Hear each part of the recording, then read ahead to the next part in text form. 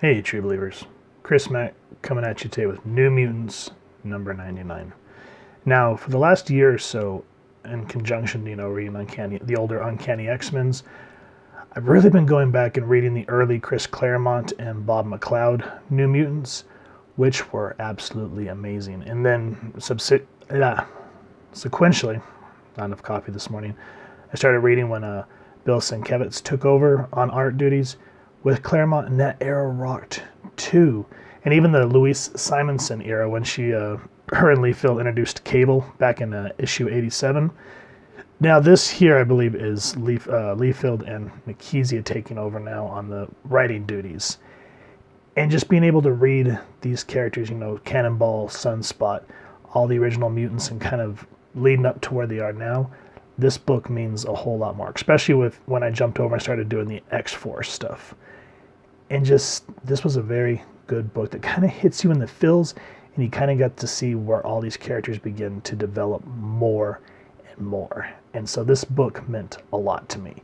So let's go ahead and jump into it. The print date on it is March 1991. And we open up in the New York sewers, in the tunnels of the Morlocks, and we see Mask here, and they're trying to force this character to join them, or basically saying you're going to be committing suicide. He says, "Hold her tight, Brute. She's a ferocious one. Aren't you, Feral?" So this is the first appearance of Feral. "I'm not going to join your stupid Morlock army and commit suicide attacking the Topsiders." So you see that she cares, but because when you read later on issues, you can kind of see why she's hardened like Cable because of the type of life she had.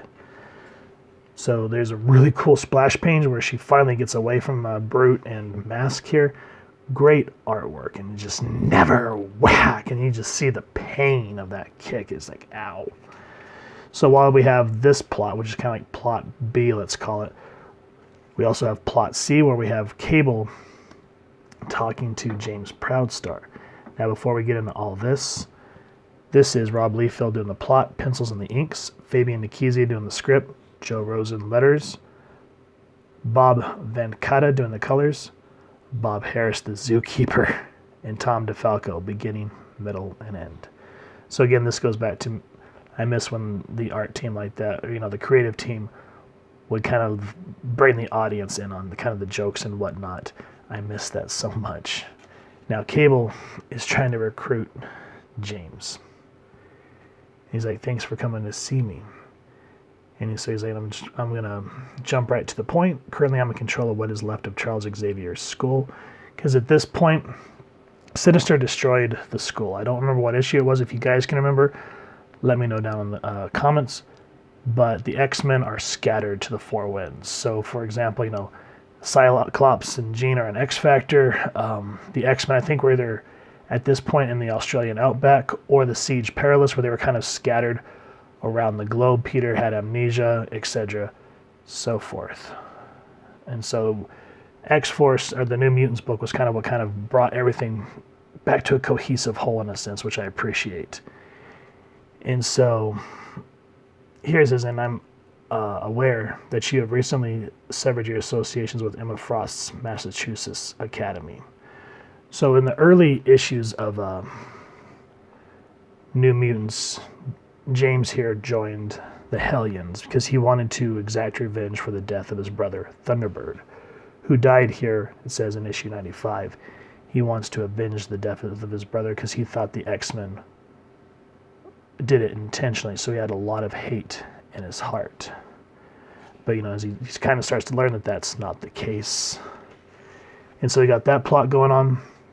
And then we have another plot here with the ever insidious Gideon, who's pretending to be Robert DaCosta's friend. Because the last issue, which we will go over, I'm kind of getting ahead of myself because I just got this book in the mail. Roberto's father died, which I'm saying died in the insidious Gideon. Well, at this point, Gideon's saying it's time to move on. There's been this death. Your father's left you the company. And they're saying Gideon is trying to say it's time for you to grow up and face reality. And, Robert's trying to say this school meant a lot to me. And Gideon's saying, so did Harvard before they kicked me out. But there's nothing left of the school I grew up in. Because Roberto was essentially, in a sense, adopted by Xavier after what happened to him in, I think it's Costa Rica. He goes, maybe you're right, Gid. Maybe it's time to leave. And just the ever insidious Gideon. I like the way the art team here just shows that he has ulterior motives on his mind. And then we get into the main plot point here, where Richter wants to go after Rain in, not Muir Island, what's that place called? Genosha. And that was kind of the fallout of the, what was that called? Not the Fall of the Mutants. What was that event called? It wasn't the Executioner song. Extinction Agenda, there it is. So Richter's gone, Rain's gone, and Cable just does not seem to care. And Cannonball's just saying, we can't just ignore Richter. And here he just gets in his face and he says, Richter decided to leave. This ends any obligations we had to him. And so you can start to see things falling apart. And while that is happening, there's another interlude, which I appreciate because it helps create tension for future plot points. We see James in the middle of all this rubble. Why? He sees a Hellfire mask. What does all this mean? Read the book to find out. Now, here, Roberto's trying to tell Cable that he's probably going to be stepping away because of the death of his father. And here he goes, I lost my father at a very young age too, which we will get in the end game with X Factor. I know how difficult it can be. Now watch what happens here. Bobby says, yes, well, we weren't actually close. And he's saying I may actually need to leave for a longer period, maybe even leave. And Cable just looks at him deadpan and says, whatever. And you're just kind of like the cold callousness. What is going on here? Because, we see Cable's always been stern, but you see that he kind of starts to lighten up. But at this point, he was new to the game, and we have to kind of establish, you can't automatically change a character's persona. You have to see him organically change with the people that he's around, which being with Sam and Warpath and all the other characters, you kind of start to see him loosen up a little bit because he kind of has a family. And, Domino's trying to explain to Boom Boom how Cable plays things close to the vest, and it's kind of his way or no way, but he's not going to force anyone to follow the path that he's going down. But, Boom Boom's kind of, again, one of those hard-headed kids because she grew up on the street. Now, Sam, again, he's worried about things falling apart because, again, the Xavier's Institute, he grew up here. And he's like, we're not playing your little soldiers, you hear? Now, Cable says loud and clear, now you hear this. And I like how he goes, they look from kind of looking like this to how he just dominates the panel because he's had it up to here with everyone's crap. He goes, we are fighting a war, pure and simple. You've just been sheltered from reality too long to see it. Oh, I have been sheltered, have I?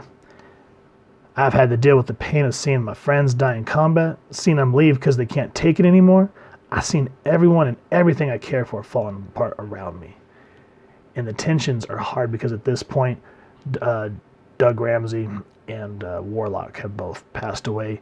Danny stayed in Asgard.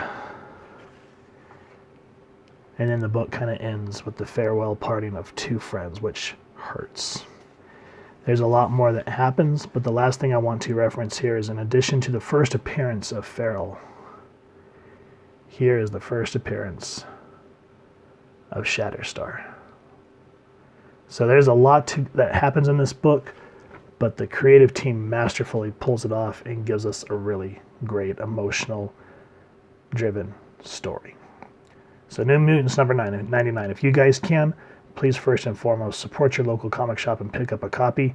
I have been looking all over creation for one and just happened upon this one and got lucky.